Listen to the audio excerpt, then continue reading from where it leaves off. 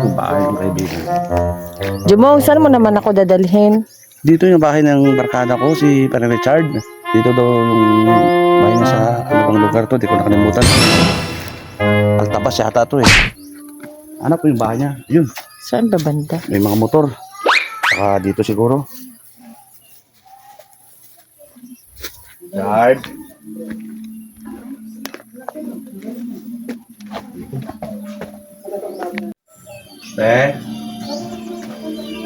Uy, naganda talaga si Pare Richard sa akin ah. Wow!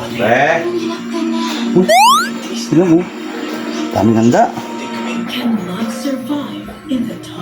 Nagugutom na ako. Hindi ko na siya antayin. Ay, masaya talaga ang barkada ko. Pinaganda ko ng chicken. May sinaba.